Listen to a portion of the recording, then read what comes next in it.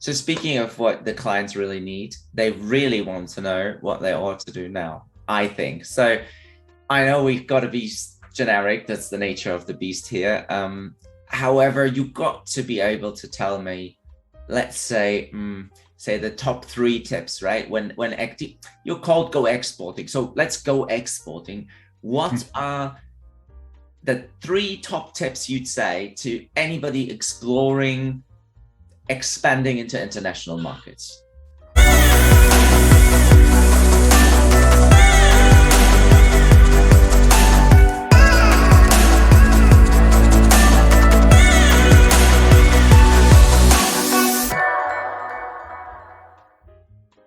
Okay, well, we have on our website actually a download called the 7 Steps to Export Success, but I can summarize that into probably 3 broader steps, let's say.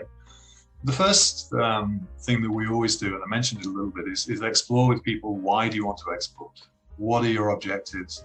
Do you understand what you're getting into? What resources are you prepared to put into it? So they understand what their limitations are and really what they're trying to achieve, and is everyone on the same page? Does everyone want to do it? That's a starting point to make sure that that you know that it's the right thing for your business, and that's the thing to do. And then we look at things like, is the product right for international markets, or the service is it adapted to international markets? And, are things in place like the right approvals, this kind of thing. But the first thing we do, is look at that export readiness. We did a lot of work, for example, with the Jordan Chamber of Industry in Jordan, which was a project sponsored by the International Labour Organization. And we did export readiness audits on companies out there. That's right. 20 different companies, showing them what they needed to do to be ready to export into the European market. Mm-hmm. That same process applies to UK or European companies as well. If you're just starting out, you need to know that you're in the right place to export, and everything is right. And the next thing, of course, is to define your market. Where are you going to sell to? And it's not just a case of thinking, oh, the US is a great market, it's a big market, let me go there. I know so many companies that have lost their shirt trying to go into the US market. And the biggest may not be the best. You have to look at not just the size of the market, the growth of the market, but the barriers to entry. What are the customs rules and regulations, competition? Do you need to be a member of a trade association? All sorts of things you need to look at. Country risk, currency, how are you going to get to the market, logistics? What is the route to market in that particular country? How are you going to market yourself there? So there are all sorts of things you need to look at. And what we do with the clients, we go through all of that with the different markets, and we have a scoring system developed so that we can actually rank countries and give them a priority list, basically, which is based on logic. So we take each of the barriers to entry, say, give it a weighting, and then give the company a score for each one, as to see exactly what which the markets they should be targeting. So then it might bring up a list of 10 countries which are worthwhile targeting if they cross our threshold score, if you like. But then we match that to the resources of the client. So there's no point going to 10 countries if you've only got the resources to go to 1. Got it. And one of the second key, or the third key, so I'm not quite knowing we've got to now, but I would say is focus.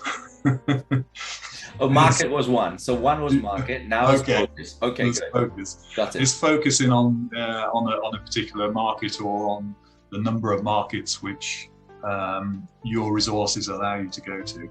Mm-hmm. There's nothing worse than doing just scratching the surface. It takes time to dig into a market, to build your reputation in the market. We were talking about that a little earlier. We were. It takes time to do that. Companies need, they reckon, 10 plus touch points with you before they'll buy something from you in many cases. So they need to see you and know you and trust you. And that can take time. You may be lucky, you might get something quickly, but to really dig into a market, it's going to take a bit of time. Yeah. Give an example, one company I worked with, they had one sales guy that covered 30 different countries and another sales guy that covered just 2 countries, and they were both turning over about the same. Mm-hmm. The guy doing 2 countries had excellent market share, had probably 35%, 40% market share, which was great. The other guy doing 30 countries had a little bit of each one, had maybe only 1 or 2% in each country. So we changed it, swapped, gave him less countries to deal with. He kept his turnover the same, but he was digging deeper into those markets. That's right. And that's what you need to do. You need to be able to focus and really concentrate and have a plan. That would be my third step, I think. Once you've decided where to focus, is to have a plan, know what you are looking to achieve by when, what are the milestones you need to do to follow to achieve that, what sales are you expecting, or how many customers do you want, how many distributors, if that's where you're going. But have a plan, have it really mapped out for a 3-year period, something like that, and then know exactly. Always be reviewing that, and don't be afraid to change it if it's not working. But at the same time, focus on really achieving what's in there. Yeah, great advice and great suggestions. I mean, clear 3 points, right? Market, focus, and then plan. So pretty cool. Thank you. Yeah. That was good. Good. Very good, concise summary of something that's way more complex and takes a lot of time, obviously. So speaking of a particular market that we're very familiar with, it is ours, the United Kingdom. Now, it is fair to say that the United Kingdom has gone through a bit of a change over the last year and a bit. What's that? Yeah, so you've lived through it, and I guess our talk wouldn't be complete if I wouldn't bring it up. So I will. And you've worked with a lot of clients that trade in some shape or form with the United Kingdom, whether they are importing, whether they're exporting, whether they're establishing, setting themselves up in the United Kingdom. And you've gone through all this plan, and then Brexit happens, Brexit occurs. Brexit is a longer set of time than some of us expected. Brexit changes the way we trade with the United Kingdom, I think it is fair to say. What's been your experience that you're willing to share? What are the suggestions that you may have from anyone looking from the outside of the UK and who might think, is the UK market for me? And might principally point to Brexit as a reason why it is or it isn't. Does that make any sense, what I'm asking? It does. In fact, the second part of your question there actually follows through a couple of conversations I've had this week with members of the Go Exporting Network. We have a network of partner consultants around the world, so in around 35 countries, and I was talking to one in France this week.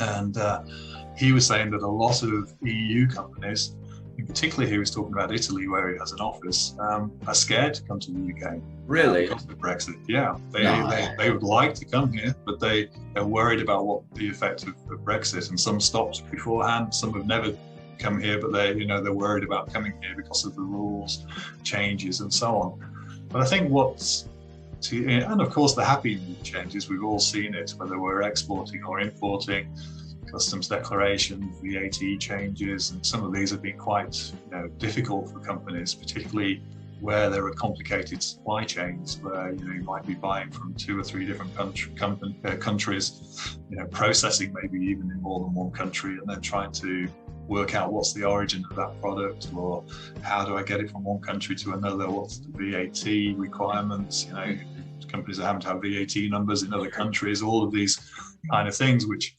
at the beginning are very daunting and very complicated, and they are challenges, of course they are, but taking it step by step, we've helped companies work through that and manage those implications. In some cases it's mean changing their supply chain a little bit, to make it more efficient. One company that we worked with that just before Christmas, that hadn't realised the effect of rules of origin, and had ended up paying £600,000 worth of duty. Oh wow! In the last year. Oh wow! Whereas by using some customs special procedures, which you'll know very well, they could have overcome at least quite a lot of that. Quite a lot of that. That's true. Yeah. So we've helped them, with things like that. So I think it's been an impact, and certainly in the first few months, we were inundated by companies wanting advice, wanting complete reviews of their business. That's right. And we've sort of worked on helping them to develop their operating models, and not just saying, well, this is the rules, which is the difference between an independent and a trade association, for example, that'll tell them what the rules are. But what we do is we take those changes and apply them to the customer, and advise them, well, this is what you should be doing, this is what we think you should do, this should be your operating model moving forward.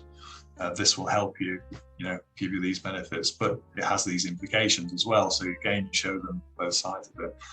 So yes, Brexit's been a challenge, but equally, I think moving forward, it opens opportunities, because, I think it was 140,000 or 135,000 UK businesses before Brexit had only ever exported to the EU. So effectively, they haven't really exported that day, because in terms of customs, they've moved products. They've moved products. Exactly. They've delivered it, but now they've had to learn what it's like to export. But now it's the same exporting anywhere in the world, virtually. The basic processes are the same. Yeah. So now we're getting a lot of clients where we're helping them to look for new markets. What are the opportunities? Where are the best markets to go to? The EU is still an obvious one because of its proximity, and it's still, with the trade agreement, despite its positive and negative points, it's still easier to trade there than a lot of places. But there are so many opportunities we've got a trade agreement with Japan, with Korea, and so on. So, and with Australia, so they don't avoid those opportunities or take advantage of those opportunities. And if you think about it, what you've just said, that's how the circle becomes a circle, right? Because we started this conversation with a question, what are the kind of top steps that people need to take? And you said, find the country, right? And then in the end, we see these trade agreements that pop up, and the UK's done, it's done a remarkable job in signing brand new trade agreements that didn't even exist before, and carrying over the ones that the UK had previous access to. They're quite a lot. But to just say, this is the trade agreement, now go into Japan and export all your products using the rules of origin and the trade benefits that this provides, that wouldn't be the full story, right? The important work that you guys are doing of actually, prior to thinking of what the opportunities are with zero trade or facilitated trade, a better regulatory environment, start still with, is the market right for you, and is the product right for the market? And all of these things need to be considered prior to you actually entering this new market. So it's not as easy as saying, we have a beautiful free trade agreement signed up, this is a huge opportunity for Scottish whiskey and cheddar cheese. That doesn't mean it is going to be successful just because we have the free trade agreement by default, right? All that work that you've just described needs to happen at some point. It does. You have to. Your product has to fit the market, for in its simplest form of what you're saying there. But you have to analyze the complete aspects, all aspects of the market, to make sure it's right for your business. I use in a webinar the other day on international marketing. I use the example of is your product a good fit for the market? Yeah. And maybe in one country their tradition, if you like, is to have a blue switch rather than a green switch. Simple example, but if you have the wrong one, you might not be accepted in the market. And then you've got to analyze, well, how much is it going to cost me to change my green switch to their blue one? Is it worthwhile? It's a simple example, but you can see how that would lead further down the line to an analysis that you have to make.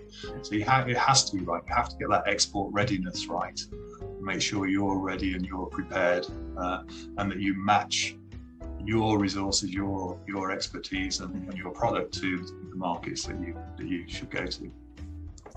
Well, look, it's been fascinating to talk to you. What a great insight into go exporting. So exploring new market, what are the steps that we need to take? Why is independent advice so important? And of course, your take on Brexit. So Mike, thank you so much for the time that you spent with us. It's been great talking to you, and I can't wait to catch up again. Yeah, speak to you soon. Thank you. Thanks All the best. to it. Thank Great. you. Bye. Bye.